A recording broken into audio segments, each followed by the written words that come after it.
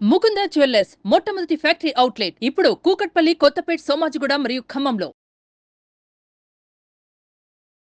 నమస్తే వంశీ గారు. నమస్కారం మేడం. పిల్లల్లో అసలు నెగిటివ్ థాట్స్ ఏ విధంగా డెవలప్ అవుతాయి అంటారు? అంటే తెలుసో తెలియకో ఒక సబ్జెక్ట్ పైన వాళ్ళకి ఏదైనా అర్థం కానప్పుడు, లేదంటే ఒక టీచర్ ఎప్పుడైనా పనిష్ చేసినప్పుడు, ఇంట్లో సిచ్యుయేషన్ ఏదైనా వాళ్ళకి అనుకూలంగా జరగనప్పుడు వాళ్ళకి అలా నాటుకుపోతూ ఉంటుంది.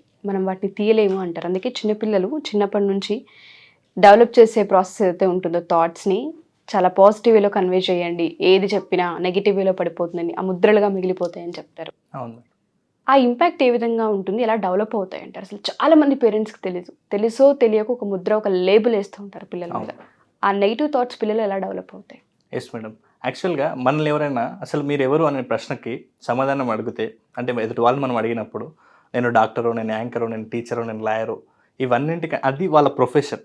కానీ ఒక రైట్ క్వశ్చన్ మీరెవరు అని ఎవరైనా అడిగితే ఖచ్చితంగా గతంలోని ఆలోచనలే ప్రస్తుతం ఏదైతే మనం ఆలోచిస్తున్నామో అదే మనం భవిష్యత్తులో తయారవబోయే మనం. సో ఒక ఆలోచన అనేది కంప్లీట్గా ఒక మనిషిని నిర్వచిస్తుంది అనమాట. సో అంతటి ముఖ్యమైన ఆలోచనలు పాజిటివ్గా ఉంటే పాజిటివ్ వేలో వెళ్తాం, ఒకవేళ నెగిటివ్గా ఉంటే నెగిటివ్ వేలో వెళ్తాం ఖచ్చితంగా. కాబట్టి నేను ప్రతి వీడియోలో చెప్తుంటాను, పిల్లలకి ఎప్పుడైతే మనం బాల్యంలో ఎలా అయితే నాటుతామో ఆలోచనలు, అవే వాళ్ళ కంప్లీట్ పర్సనాలిటీని డిస్క్రైబ్ చేస్తాయి. కాబట్టి మనం పాజిటివ్గా నాటామా నెగిటివ్గా నాటామా అనేది అది పేరెంట్గా, టీచర్గా, సొసైటీగా, ఫ్రెండ్స్గా అందరి బాధ్యత అనమాట. ఒక వ్యక్తి అంటే రెబల్గా తయారయ్యాడు, లేదు సమాజానికి ఉపయోగపడే వ్యక్తిగా తయారయ్యాడు అంటే తనకు రీజన్ ఏంటంటే తను బాల్యంలో వేసినటువంటి ఆ విత్తనాలు, ఆలోచనలు ఏవైతే ఉన్నాయో అవే అతన్ని అలాంటి ఇంపాక్ట్ క్రియేట్ చేసి అలా తయారయ్యేలా చేశాయి.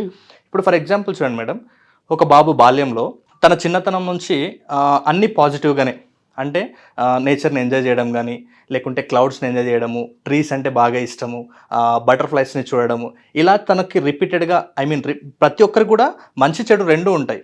అయితే ఏది ఎక్కువ సార్లు జరిగితే అది మన సబ్ కాన్షియస్ మైండ్లో ఫీడ్ అవుతుంది. ఇప్పుడు తను ఓన్లీ ఎక్కువ పాజిటివ్ని ఆస్వాదించిండు అనుకుందాం, తన బ్రెయిన్లో తన సబ్ కాన్షియస్ మైండ్లో ఒక positive energy, positive thoughts, positive ఫీలింగ్సే బిల్డ్ అవుతాయి.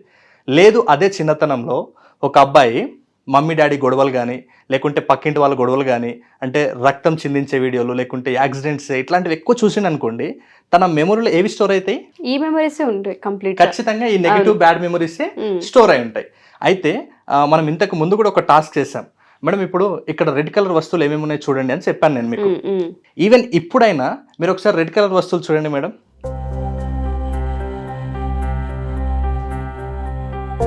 కదా, అంటే ఇప్పుడు ఏం జరిగింది అంటే జస్ట్ మీరు ఇప్పుడు రెడ్ కలర్ వస్తువులు చూసి ఆ ప్రాసెస్లో ఏం జరిగిందంటే, ఫస్ట్ నేను చెప్పినప్పుడు మీ సెన్సరీ ఫస్ట్ సెన్స్ తీసుకున్నా, అంటే చెవుల ద్వారా విన్న తర్వాత నేను మిమ్మల్ని రెడ్ కలర్ వస్తువులు చూడండి అన్నప్పుడు మీ షార్ట్ టర్మ్ మెమొరీలో నేను రెడ్ కలర్ వస్తువుల్ని చూడాలి అని ఫోకస్ వెళ్ళింది. ఇప్పుడు మనం ఓన్లీ రెడ్ కలర్ మీదనే ఫోకస్ చేస్తాం. సేమ్ ఇదే ఎగ్జాంపుల్ పిల్లల లోపల ఏదైతే సబ్ కాన్షియస్గా ఫీడ్ అయిందో, అంటే మీ షార్ట్ టర్మ్ మెమరీలో రెడ్ కలర్ వస్తువులు చూడండి మేడం అని నేను చెప్పాను, పిల్లల లోపల అది నెగిటివ్గా ఫీడ్ అయిందా పాజిటివ్గా ఫీడ్ అయిందా, జస్ట్ వాళ్ళ ఆ మెమొరీలో నుంచే రీకలెక్ట్ చేసుకున్నవే అప్పటికప్పుడు వచ్చే థాట్స్. అంటే స్టోరేజ్ అయిన థాట్స్ని మనం కలెక్ట్ చేసుకోవడమే అప్పటికప్పుడుగా మనకు వచ్చే థాట్స్, అదే మన బిహేవియర్ అనమాట. అంటే నేనేమంటున్నానంటే పిల్లల లోపల పాజిటివ్ థాట్స్ ఉంటే పాజిటివ్ బిహేవియర్ వస్తుంది, నెగిటివ్ థాట్స్ బిల్డ్ చేస్తే నెగిటివ్ బిహేవియర్ వస్తుంది. అంటే మనం ఎలా ఇస్తున్నాం అనేది చాలా ఇంపార్టెంట్. అంటే మనకు మెమరీ 3 టైప్స్ ఉంటుంది మేడం. ఒకటి sensory memory, next short term memory, ఒకటి long term memory. Sensory memory for example నా దగ్గర ఒక స్టిక్ పెన్ ఉంది.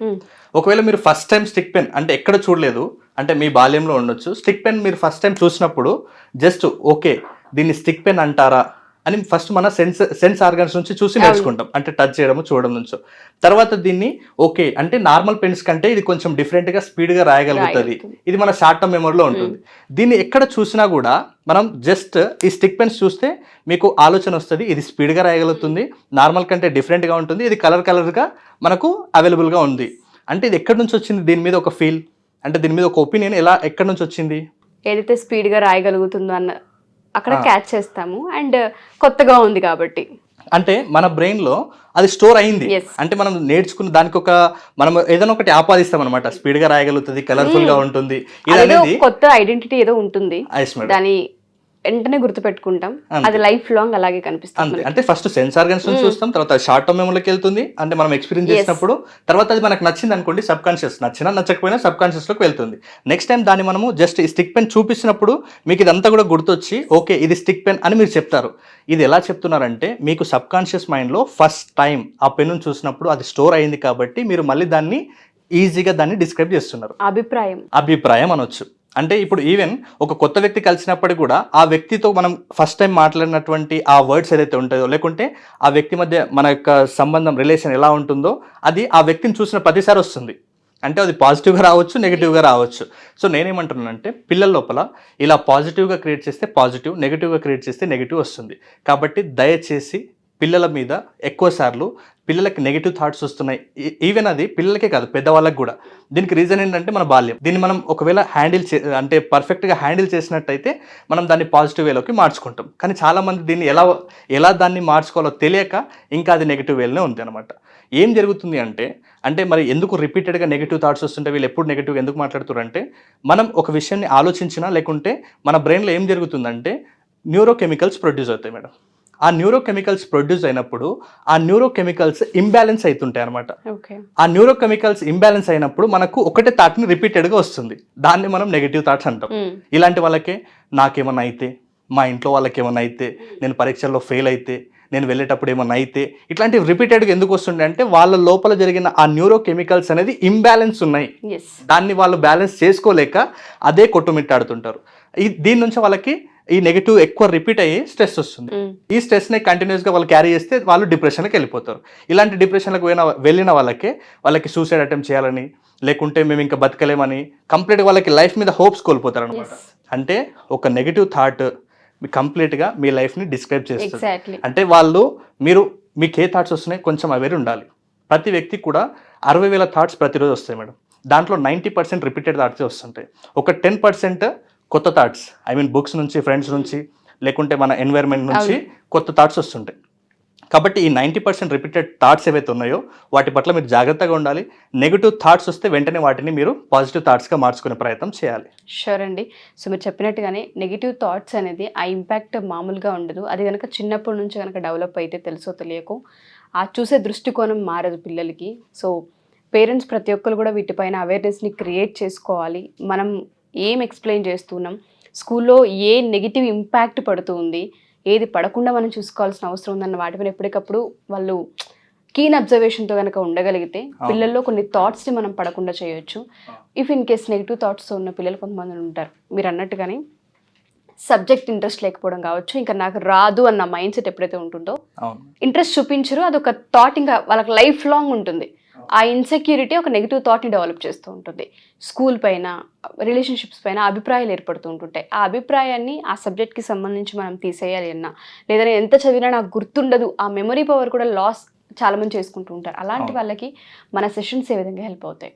Yes madam. అంటే చాలా మందికి నేను చెప్పాను కదా, అంటే బాల్యంలో ప్రోగ్రామ్ జరిగింది, దాన్ని రీప్రోగ్రామింగ్ చేసుకుంటే సెట్ అయిపోతుంది అనమాట. కానీ ఆ రీప్రోగ్రామింగ్ చేసే ప్రాసెస్లోనే వాళ్ళకి ఒక మంచి టెక్నిక్స్ నుంచి, అంటే క్రియేటివ్ విజువలైజేషన్ మెథడ్స్ అలాంటివి వాళ్ళ దగ్గర లైవ్లో అట్లాంటివి చేయించి కొన్ని టెక్నిక్స్ వాళ్ళకి నేర్పిస్తే వాళ్ళు కూడా నెగిటివ్ థాట్స్ నుంచి పాజిటివ్ థాట్స్కి వాళ్ళు షిఫ్ట్ అయిపోతారు అనమాట. అయితే చాలా మంది విద్యార్థులు దీని గురించి చాలా సఫర్ అవుతున్నారు మేడం. అంటే అది బిహేవియర్ ప్రాబ్లమ్స్ ఉండొచ్చు, లేకుంటే స్టడీస్లో ప్రాబ్లమ్ ఉండొచ్చు. ఎందుకంటే ఈవెన్ అది నెగిటివ్ థాట్స్లో ఉంటే వాళ్ళ బిహేవియర్ కూడా నెగిటివ్గా తయారవుతుంది. దాని మీద ఎప్పుడు కూడా స్టడీస్ మీద ఫోకస్ చేయలేదు, వాళ్ళు అనుకున్న గోల్ని కూడా అచీవ్ చేయలేరు.